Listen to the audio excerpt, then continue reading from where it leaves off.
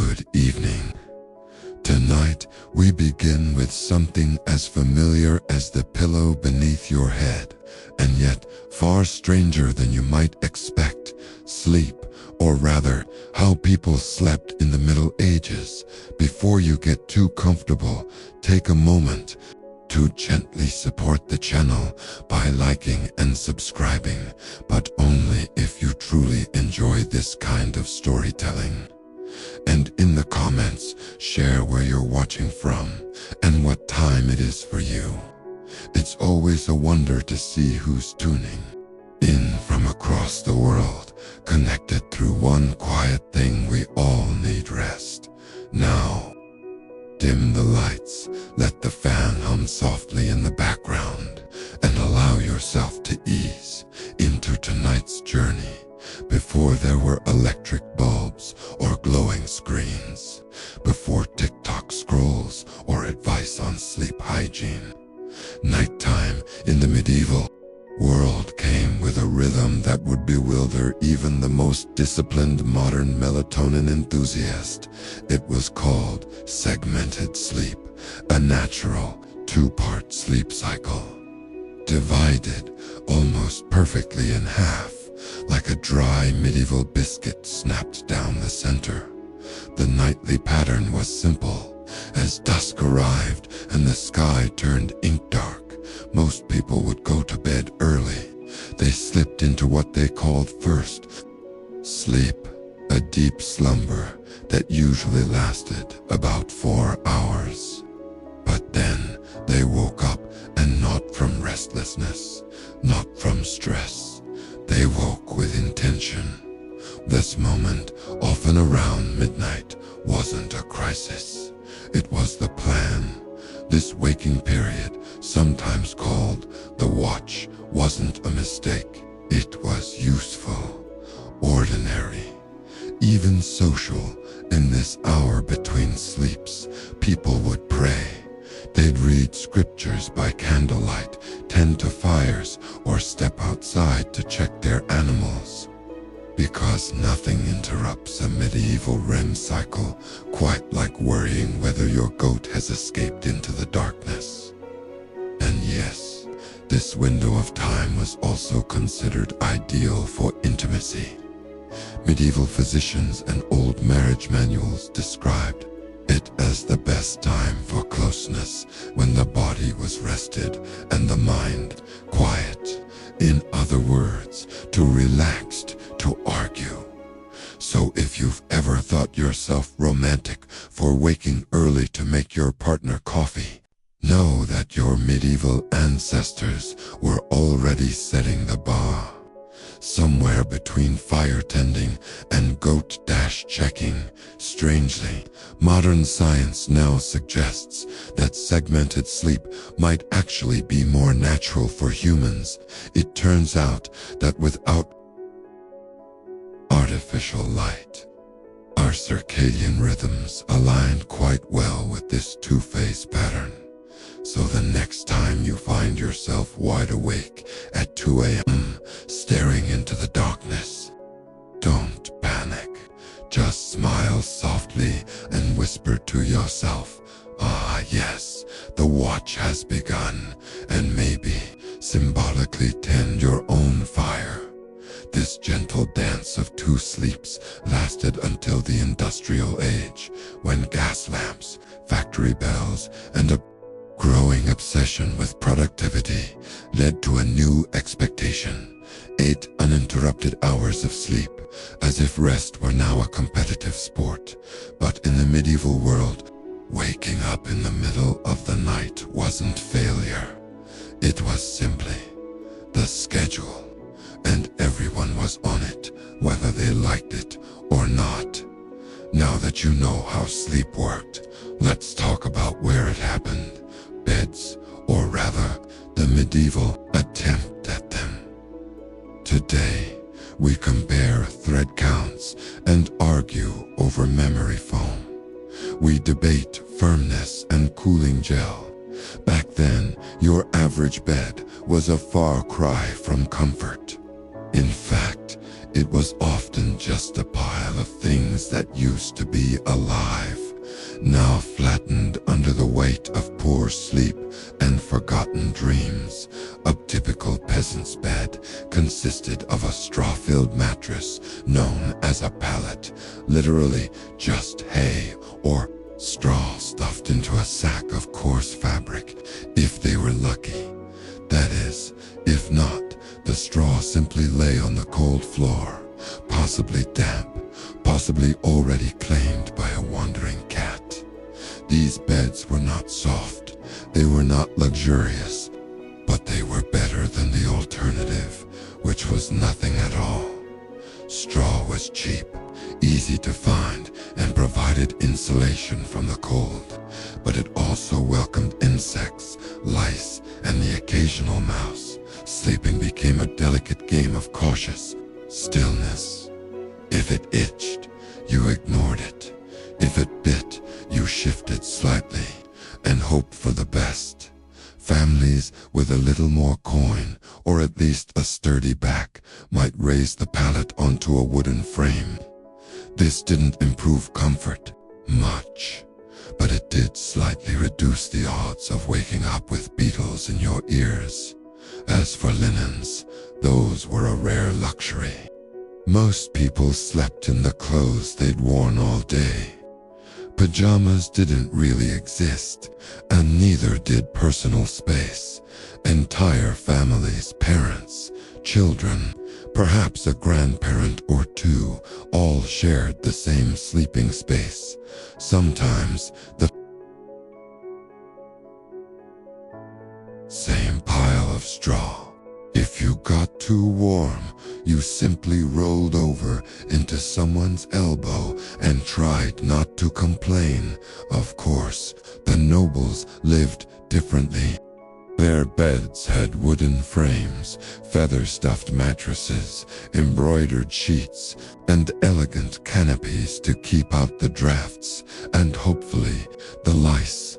These beds were so valuable, they were passed down through generations. You didn't inherit land, you inherited Aunt Matilda's suspiciously lumpy feather bed. Still, for most people, the bed wasn't a sanctuary. It wasn't a retreat. It was a place to not freeze, to avoid the chickens, and if you were lucky, to dream of one day sleeping on something that didn't rustle, bite, or squawk. Not everyone in the Middle Ages had the luxury of soft linens or cozy blankets. In fact, if you were fortunate enough to inherit your Aunt Matilda's suspiciously lumpy feather bed, that was considered a stroke of luck. For most people, the bed wasn't a haven of comfort. It was simply a place to avoid freezing, a space to dodge the chickens wandering indoors, a place to lay your head and perhaps, just perhaps, dream of a future where your mattress didn't rustle, peck, or squeak. And when we hear the word nightcap today, we think of a cozy drink, perhaps something warm and strong, sipped beside a fireplace while the world slows down. But in the medieval world, a nightcap was not a drink, it was a hat. A real fabric hat, usually long, often floppy, and frequently ridiculous looking. But essential. Medieval homes weren't known for insulation. Stone walls, thatched roofs, and windows made of thin horn or oiled parchment did little to stop the cold. Central heating, that was cold. A dog curled at your feet under the blankets thought to stay warm. People covered their heads at night, especially since heat escapes fastest through the scalp. The nightcap, made from wool or scraps of linen, became a nighttime necessity. For men, it was practical. For women, it often served as a coif doubling, as modesty and warmth, especially when hair washing hadn't happened since last Lent, and these caps weren't just functional. In some communities, a woman's head had to be covered at all times, even in sleep. Nightcaps were sometimes embroidered, dyed, or decorated to signal wealth or family status, a miniature flag of prosperity perched on your forehead. In the cities, if someone answered the door wearing their nightcap, it was the medieval equivalent of saying, "I'm off duty. Please go away." These caps were usually paired with long, loose nightshirts. Imagine Ebenezer Scrooge's sleepwear menace, the ghosts and regret. Not fashionable, certainly not flattering, but practical, sometimes itchy, occasionally flammable, and yet sleep wasn't always a private affair. Imagine you're a weary traveler merchant, a pilgrim, or someone whose mule gave up halfway to Norwich. You stumble into an inn and request a place to sleep, but instead of a room, a bed, or even your own corner, you're assigned space in a bed with strangers. In beds were shared 2, 3, sometimes 4 people squeezed together beneath one threadbare cover.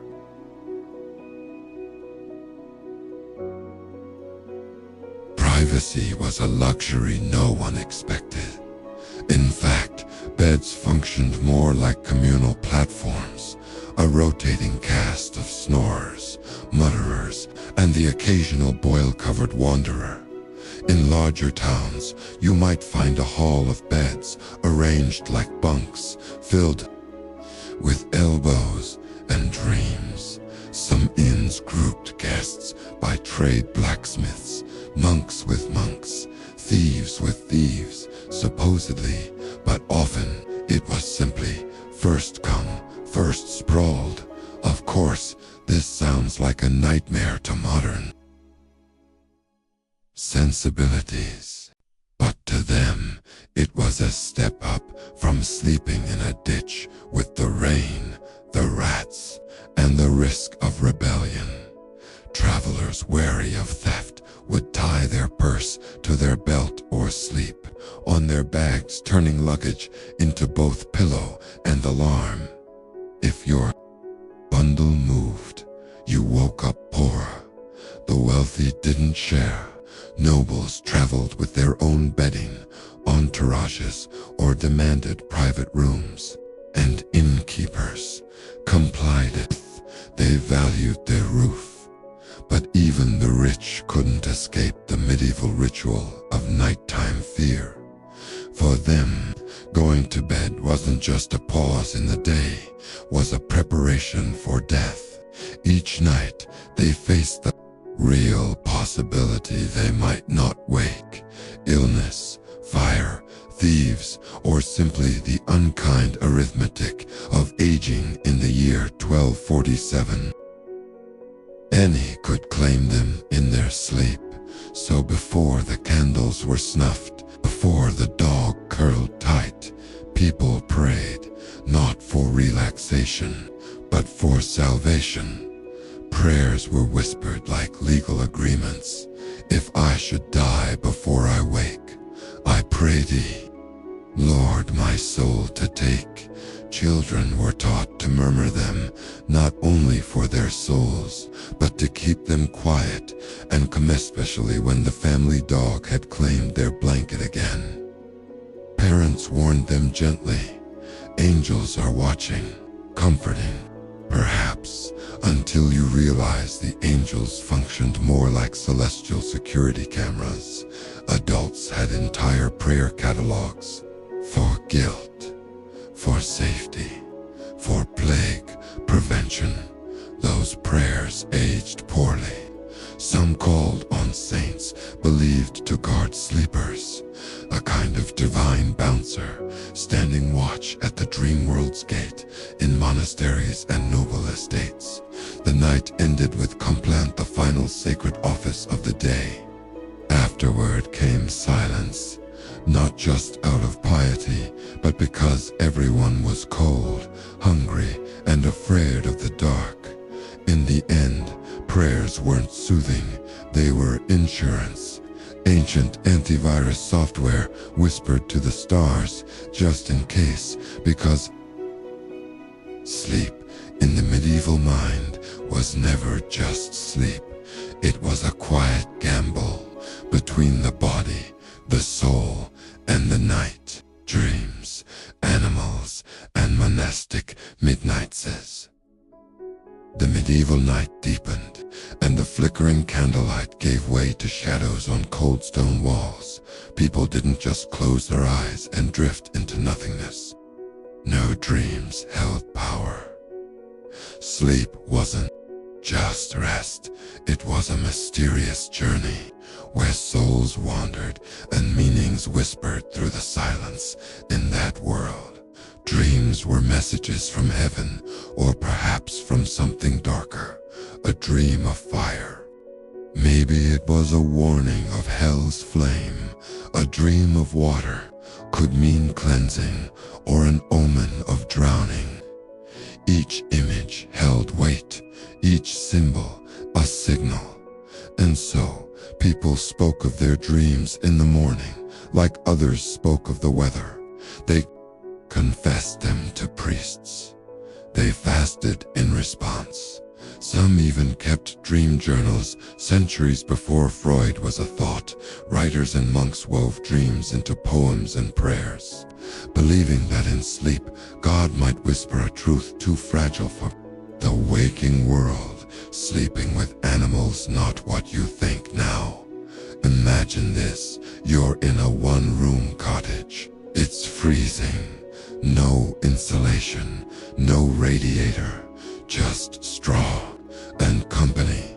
A dog lies at your feet, a few chickens scratch nearby. Maybe a pig sleeps just feet from the bed, its warmth as good as any blanket. Welcome to medieval heating animals central. In peasant homes, sleeping with animals was neither weird nor wild. It was practical. Animals gave off warmth, warned of intruders, and were too valuable to leave outside in the cold, even in wealthier homes. Tiny lapdogs snuggled beneath covers not just for comfort, but as status symbols. Some noble pets even had their own beds, tended by servants. The midnight lives of monks far from farms and families. Behind monastery walls, monks lived by a different rhythm, one ruled by bells, devotion, and broken sleep. In long, cold dormitories, dozens of monks slept. Side by side, no pillows, no privacy, just silence. At 2 a.m., a bell would toll. Matins had begun, drowsy and obedient. They rose from their straw mattresses fully clothed, filing into the echoing chapel by candlelight. There, they chanted ancient prayers into the still air. It wasn't performance, it was discipline. Worship carved into the night itself. Some would return to sleep afterward, if time allowed. Others would go straight into daily labor. No complaints, no comfort, just devotion, alone in the dark. Dangerous in that age, sleeping alone was not romantic, it was strange, and sometimes even suspicious. To be alone at night meant your soul was unguarded. Evil thoughts or, worse, evil spirits could sneak in. That's why families, servants, even travelers shared beds. Togetherness meant protection. In monasteries, solitary sleep was often a punishment. For most, the idea of one person in one bed, in one room, was unnatural.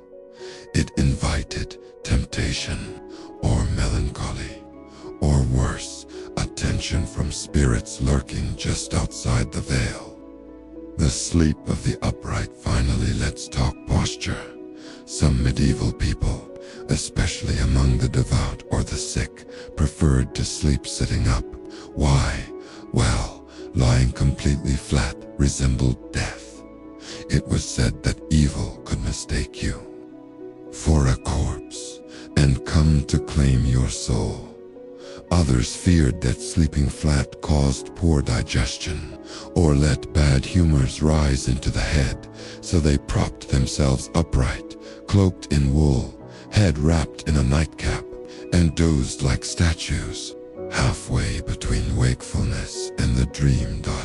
So the next time your sleep feels restless, chaotic, or strange, remember, in the Middle Ages, sleep wasn't a pause. It was a journey, a ritual, a glimpse into something deeper than dreams. In the medieval world, comfort was often a luxury when it came to sleep. While nobles might recline on angled supports, half sitting like regal statues, most people rested in positions less about relaxation and more about survival or virtue. For monks and the devout, sleep itself was treated with suspicion.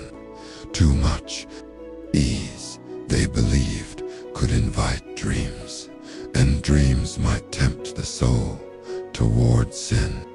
So they trained themselves to sleep upright on benches or stone walls, with only a hood to soften the chill, a spiritual discipline disguised as discomfort.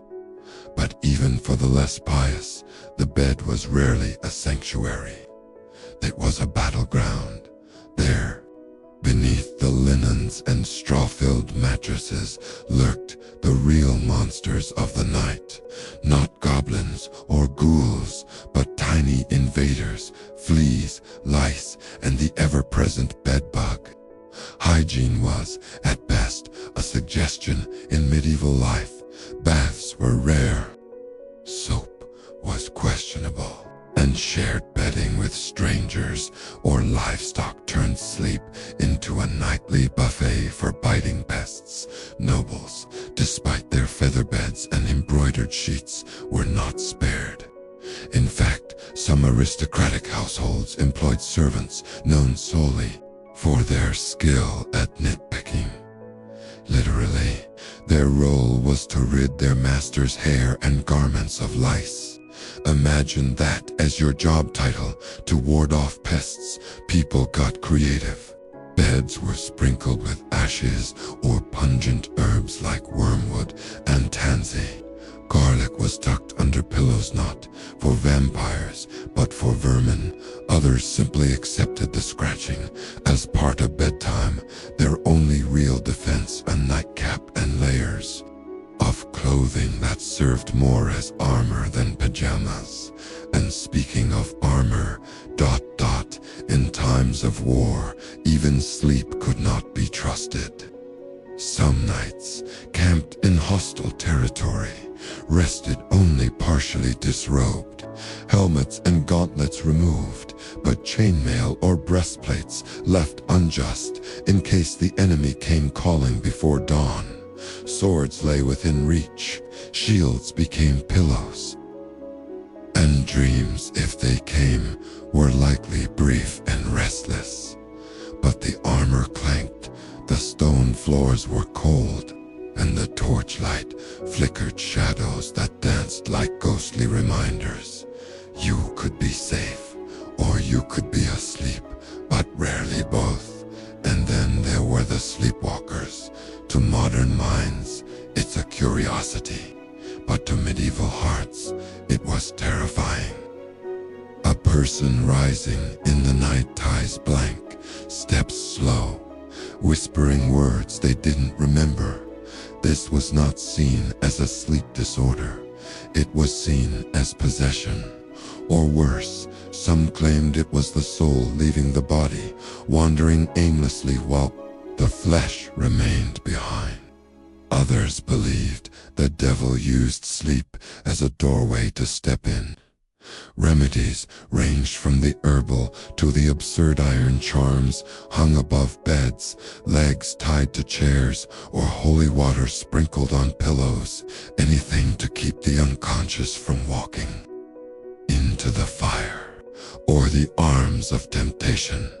And yet, somehow, they slept through storms and invasions, through lice and legends, through bells that tolled in the dark and dreams that walked, because in the Middle Ages, sleep wasn't an escape, it was endurance. But to speak in defense of an accused witch, that was to paint a silent target on your own back. Silence became safety. And so, the web of fear stretched wider, its threads invisible, yet inescapable, till the whole village seemed ensnared in something darker than nightfall, as whispers turned to weeping and reason slipped quietly out the back door. Hysteria took center stage. The colony could no longer ignore it, and so, in stepped the government. Governor William Phipps, newly appointed and eager to restore order, established a special court with a name borrowed from the French choyer and terminer, meaning to hear and determine.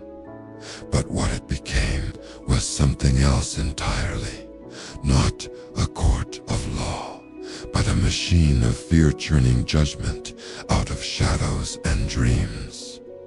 The court gathered in Salem town, June of 1692, and it followed rules whisted by panic and drenched in superstition. Gone was the need for evidence you could see or testimony you could trust. Instead, it welcomed something far more dangerous, spectral evidence, a dream, a vision, a ghostly image of someone harming you while they slept peacefully elsewhere. That was enough. If you said you'd seen a spirit choking you in your sleep, the court listened. You couldn't cross-examine a dream. You couldn't prove where your soul had not been, while us LUMBERED. Children, once dismissed for their wild imaginations, were now the star witnesses. Their fits grew louder, their gasps sharper. One girl, Mary Walcott, was said to collapse the moment an accused witch entered the room. If the prisoner looked at her, she screamed. If the prisoner did not look, she screamed louder. Each performance was more chilling than the last, and the judges, they believed it all. Among them sat Judge Samuel Sewell and Chief Justice William Stoughton, men who weighed dreams like gold. There were no defense lawyers, none in colonial courts. The accused stood alone. If you denied the charges, the afflicted children writhed as though in torment. If you confessed, you might be spared the news, but only if you gave the names of others. Lies were rewarded, silence punished, and as the trials unfolded, they became public spectacle. People traveled from nearby towns just to watch. The accused were dragged in chains before the crowd, bewildered, broken, often poor, powerless. Yet not all were blind to the madness. Some whispered that the girls were pretending, that the accused were always the vulnerable, ever the wealthy. But those whispers stayed whispers. To question the court was to question God himself, and so fear ruled, not justice.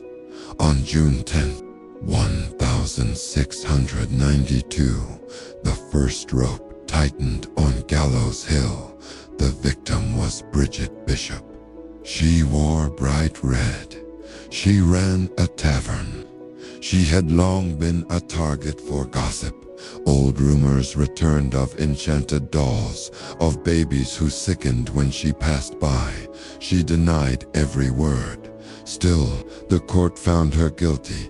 They led her to that barren hilltop where wind moaned through the trees and the crowd stood still. There was no prayer, no final mercy, just the silence that comes after a rope snaps tight. And with her death, the wheel of executions began to turn. By July 19th, 5 more women had been hanged. Sarah Good, Susanna Martin, Rebecca Nurse, Elizabeth Howe, and Sarah Wilds. Some of them had once been beloved, respected mothers, neighbors now. They were just shadows hanging in the wind as Salem fell deeper into its long, dark sleep. As the church bells echoed across Salem, a hush fell over the room. Among the accused stood Rebecca Nursen, elderly, devout woman, beloved by nearly all who knew her. Her case sent shockwaves through the village. Even the jury, at first, had declared her not guilty. But the court pressed them, and the afflicted girls wailed with renewed conviction. Under pressure, the verdict was reversed. Her final words were whispered like a prayer lost to the wind. I am as innocent as the child unborn. But innocence offered no protection. The noose made no distinctions. And so she too was hanged. August brought more executions. And then came September 22nd, the deadliest morning of them all. 8 souls were taken in a single day. Among them was Martha Corey, who had once spoken against the trials, and her husband, Giles Corey, met a fate even crueler. He refused to enter, a bleaching silence as his defense. Without a confession, the court invoked an ancient punishment, pene forte et dura, pressing to death.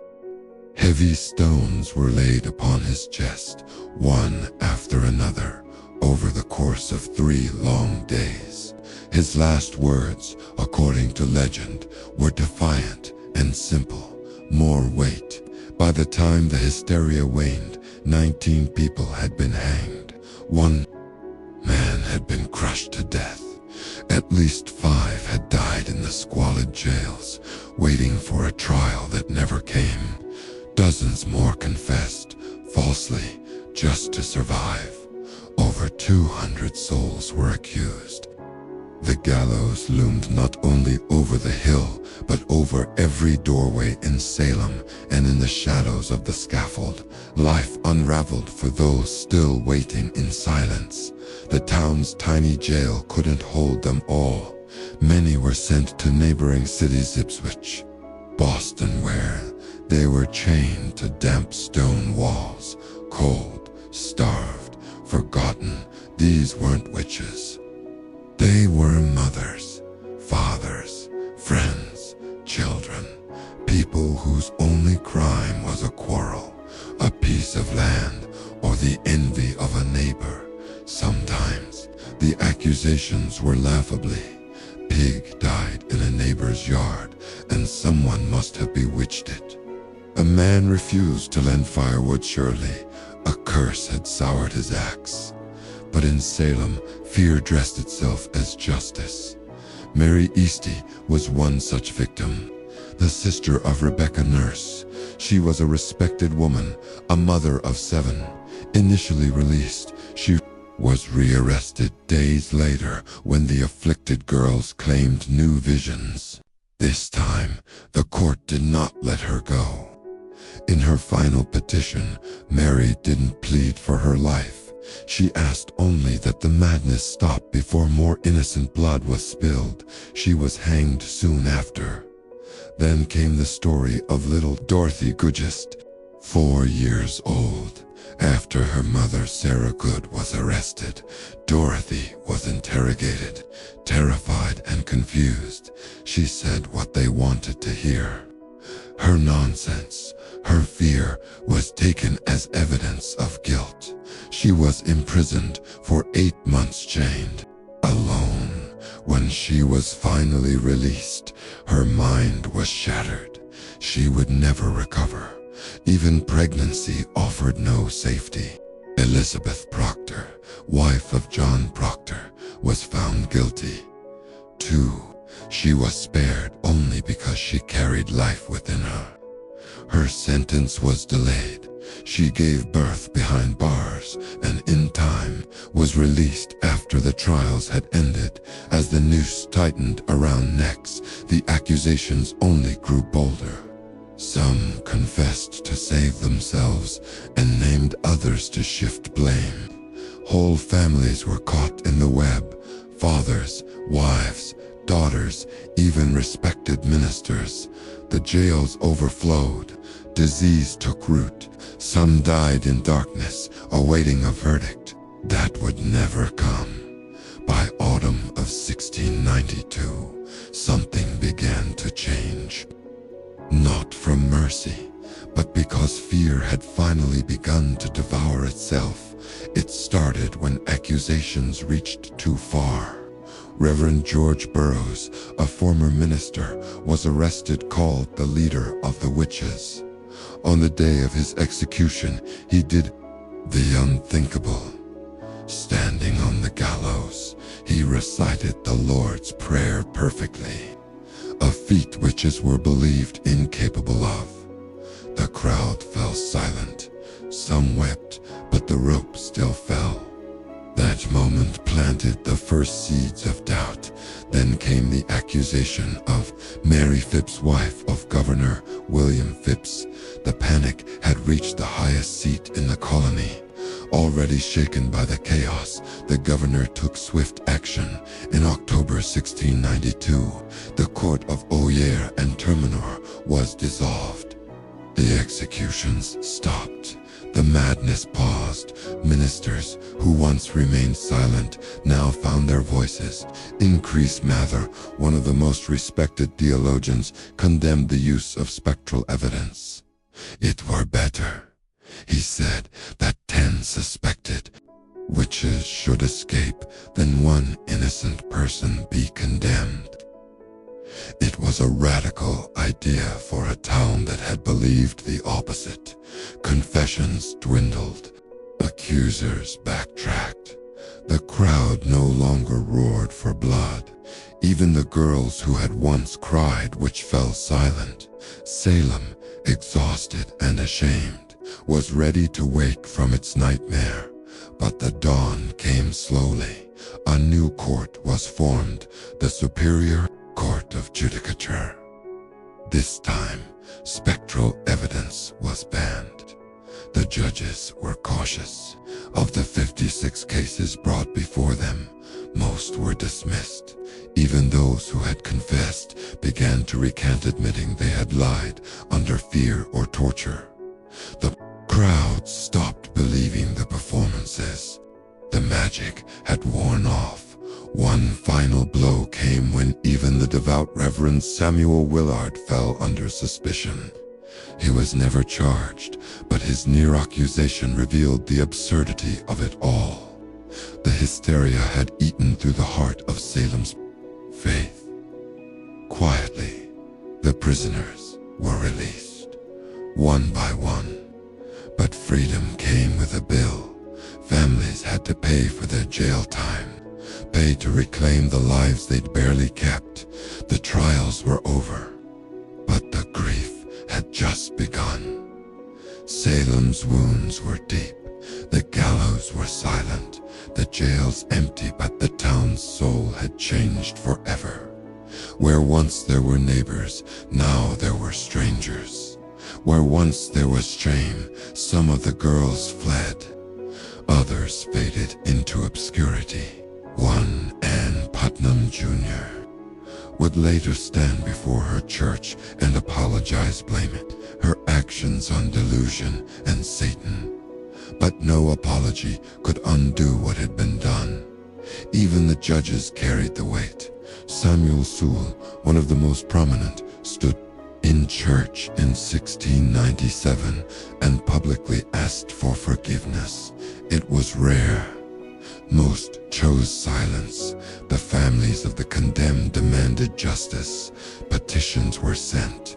In 1711, the colony passed a bill restoring some names and offering partial restitution. But many families were left out entirely.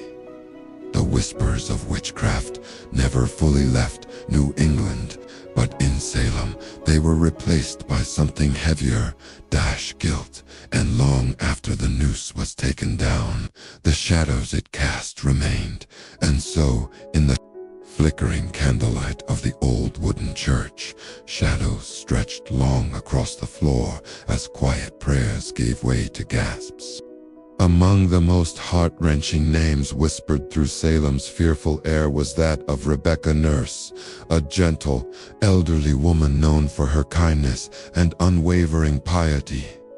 Rebecca had been loved, not feared, when the jury first declared her not guilty. A fragile hope stirred. But that hope was quickly crushed, pressured by judges and the fearful cries of afflicted girls. The verdict was reversed. Rebecca's final words, whispered with the calm certainty of the innocent, drifted. Like mist, I am as innocent as the child unborn. But the noose did not listen, and the sky did not weep. In August, more followed her to the gallows, and came September 22nd, a day the village would never forget. 8 souls were taken in the hush of morning light. Among them was Martha Corey, a woman once skeptical of the trials, and her husband, Giles Corey, who refused to plead. Without a confession, the court turned to an ancient cruelty, pressing day by day. Stone by heavy stone, his chest bore the weight of injustice. For 3 long days he endured in silence, and when asked for his final words, the legend tells us he whispered too, more weight. By the end, 19 people had been hanged, 1 pressed to death. At least 5 more would perish in jail, their names lost in shadows. Over 200 souls were accused, and across the land, gallows stretched their arms over a frightened town.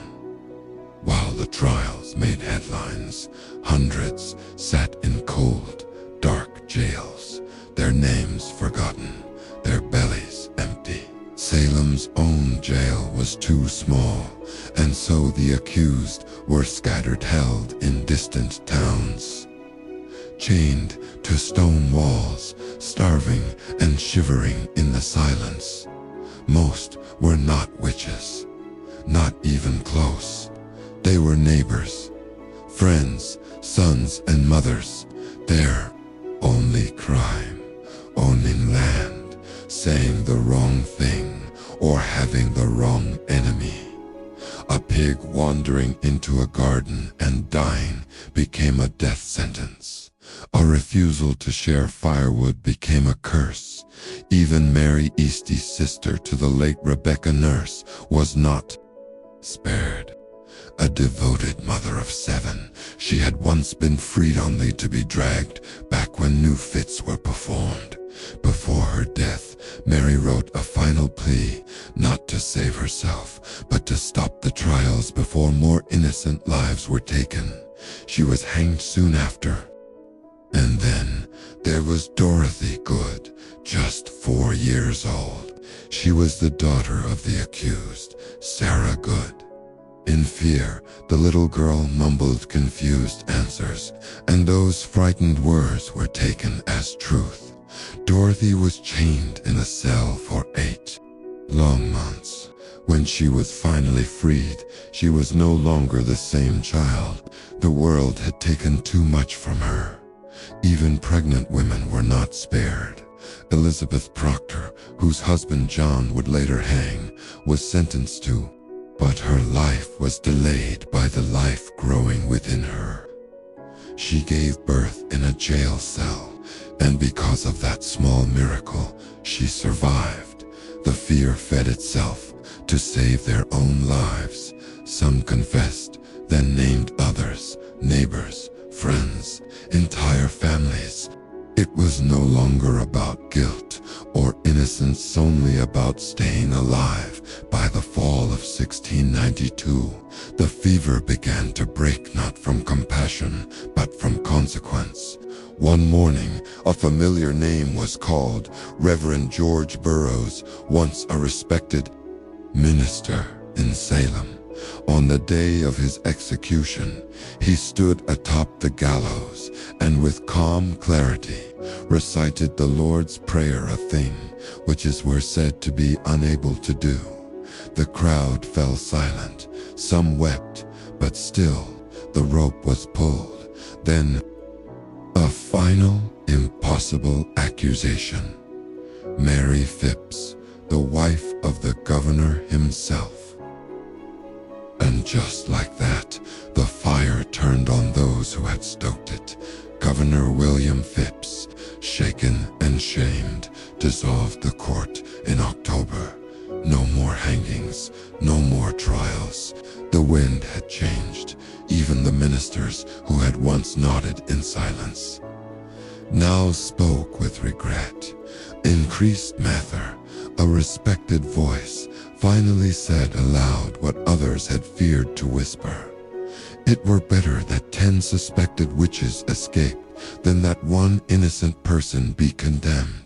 It was a truth that had come too late for many. The jails remained full, but the village's thirst for blood had dried. And with it, the spell of hysteria began to fade in the twilight of the Roman Republic as shadows deepened across the capital. Fulvia stepped forward not as a whisper behind power, but as its voice, while Antony joined forces with Octavian and Lepidus in the fragile triumvirate. It was Fulvia who held Rome's pulse in her hands. In the heart of the city, she managed patronage networks, coordinated with street gangs, and kept Antony's supporters both loyal and active. She was more than his wife. She was his proxy. She arranged a political marriage between her daughter, Clodia, and Octavian himself, an alliance that would unravel dramatically in time. Fulvia's influence wasn't cloaked, it was stamped in bronze literally. Coins were minted, bearing both Antony's image and her name, an audacious public recognition in a city that rarely named its women. She walked not behind power, but within its very center. But in Rome, power for a woman was always borrowed, always conditional, and Fulvia was about to find its limits. As Antony pursued conquests and alliances abroad, Fulvia ruled in his absence. In the streets of Rome, where bribes whispered louder than laws, and violence often settled debates, she played the political game with a shrewdness that matched any senator. She dealt with plebeians, negotiated with factions, and kept Antony's cause alive with silver and speeches. Some ancient voices, hostile, suspicious, often male-branded her as manipulative, warmongering. But behind those bitter labels lies something more truthful, a woman doing what no Roman woman had done. She was issuing orders, funding troops, and shaping policy not from the shadows, but in full daylight. Fulvia met with veteran soldiers, influenced land distributions, and made appearances to rally support. To many of Antony's legions, she was the command, but her rising prominence drew resentment. Octavian's allies, uneasy with her power, saw her as a threat, a woman unbound by guardianship, unrestrained by tradition. And they were right to feel threatened. Fulvia saw the fracture growing between Antony and Octavian. She knew the Republic could not contain them both, and so she prepared not for diplomacy, but for battle. In 41 BCE, Fulvia crossed the line. No Roman woman had dared before. She went to war, with Antony still abroad. She and his younger brother, Lucius Antonius, took up arms against Octavian, the official cause, to defend Antony's rights and the veterans who served him. But Fulvia's fingerprints were everywhere. This wasn't just politics. This was rebellion. She raised 8 legions. She seized the city of Perusia, modern-day Perugia, and for the first and only time in Roman history, a woman ignited a civil war. This was her war. Even ancient writers, skeptical as they were, admit that Fulvia's fire burned brighter than Lucius. She rallied soldiers, stirred the Roman crowd, sent letters to generals. Some whispered she forced Lucius into battles he did not want, and Octavian, though stunned, responded swiftly. He besieged Perusia through the cold winter of 41 to 40 BCE, trapped by hunger, betrayal, and a tightening siege. Fulvia watched her grand gamble crumble. By early 40 BCE, the city surrendered. Lucius was spared, perhaps to keep Antony from open rebellion. But Fulvia, she was exiled. The woman who once commanded armies, shaped marriages, and steered laws, was now too dangerous for Rome. She was sent to Sicyon, a quiet city in Greece, to wait and hope. She had gone to war in Antony's name. She had believed she was protecting his cause, his legacy, their vision of Rome. But when she arrived in exile, what awaited her was not Antony's embrace, it was silence. For while Fulvia stood on city walls, rallying legions, Antony was in Egypt, entwined with Cleopatra. Whether love had bloomed or was merely beginning, the symbolism was crushing. Fulvia had fought to keep his power intact, and he let her fall. Some ancient sources, like Plutarch, claim Antony was angry with her for acting without his word. Others say her fall was convenient. With Fulvia gone, a new alliance with Octavian's cemented through marriage to his sister. Octavia could be born. Still, Fulvia had her loyalists. Some soldiers urged Antony to reconcile, but her health had faded. Siege, exile, betrayal. By late 40 BCE, Fulvia was gone, perhaps from illness, perhaps from grief, or perhaps from a heart too deeply wounded. She was only around 43 years old. Her death gave Antony the political clean slate he needed. He met with Octavian, and peace was renewed. But the cost of that peace was Fulvia. No funeral, no honor, just silence. Yet Fulvia would not be erased so easily. Her enemies tried.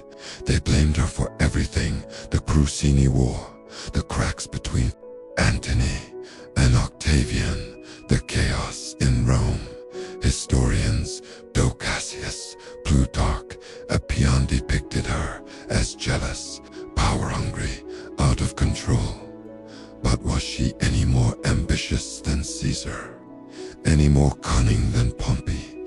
Any more ruthless than Octavian? No, not her. Only crime was this: she was a woman, acting like a Roman man. She wasn't weaving quietly behind curtains. She was leading armies, making decrees, commanding loyalty. That made her dangerous not just to men like Octavian, but to the very memory of Rome. Even Antony, the man she fought for, blamed her in the end. He married Octavian's sister, buried the past, and moved forward. Fulvia became ghost in political memory. No statues were raised, no speeches given, no marble carved in her name, but she left something behind that couldn't be buried. She was the first Roman woman whose name appeared on coins, not as a goddess, but as a force in politics. She made war. She wielded power. And though Rome tried to silence her, her defiance still echoes if you're willing to listen closely. In the quiet corners of forgotten history, marched into it, but history, shaped by fearful men, didn't know what to do with her. They painted her as dangerous, disruptive because she dared to lead, and yet her shadow never left Rome. Women like Livia, Cleopatra, Agrippina, they all walked the path Fulvia carved first. She was not crowned, not celebrated, but she was the blueprint. And now, in quiet corners of libraries and the minds of modern historians, her story is being heard again, not as scandal, but as strength. As you drift toward dreams, let Fulvia's memory remind you, even if the world forgets. Greatness leaves echoes, and as the stars settle over Rome's sleeping ruins, the dream shifts, another march begins. Not with swords, but with steps. The year is 1963, and a different kind of revolution is about to begin. As the summer sun dipped behind the Washington Monument, a sea of souls stood still. Over 250,000 people, young and old, black and white, gathered beneath the shadow of Lincoln, holding signs, wiping tears, and hoping the world was finally listening. And then, a voice rose from behind Dr. Martin Luther King Jr. Gospel singer Mahalia Jackson called out, "Tell them about the dream, Martin." He paused, then set his notes aside, and with a calm, thunderous grace, he began, "I have a dream." The crowd leaned in, each word a prayer, each phrase a promise. A dream that one day children would not be judged by the color of their skin, but by the content of their character. A dream where justice would roll down like waters and righteousness like a mighty stream. It wasn't just a speech anymore, it was prophecy. They came from faraway towns, riding buses through the night. Maids, teachers, steelworkers, students, parents held children on their shoulders so they could see history happen. Some came in their Sunday best, not as leaders, but as witnesses, and for a moment, just one sacred moment, America listened, but behind that harmony lay human struggle. The march, as perfect as it looked, was held together by tension, last-minute changes, and courage. By.R. Rustin, the man behind the scenes, juggled logistics while battling prejudice for being black, gay, and politically suspect. Women like Rosa Parks and Ella Baker were honored but not handed microphones, even within a movement for justice. Equality was still unfolding, and yet they stood as one. Even the government watched, anxious and wary. FBI agents tapped phones, followed organizers, and filed thick folders of suspicion. But nothing could stop what had begun when King ended with, "Free at last, free at last." The crowd wept. They knew this was not just a moment, it was a beginning. In the months to come, challenges returned. The bombing of a Birmingham church would take 4 little girls. Progress would be slow, Legislation stalled, but the dream had been spoken and it refused to be buried. Within a year, the Civil Rights Act passed. A year later, the Voting Rights Act, not because of politics alone, but because people had marched it, and still, the dream walks with us in classrooms and courtrooms, in protests and prayers, in every chant for justice, every peaceful gathering, every voice that says, "We're not done yet."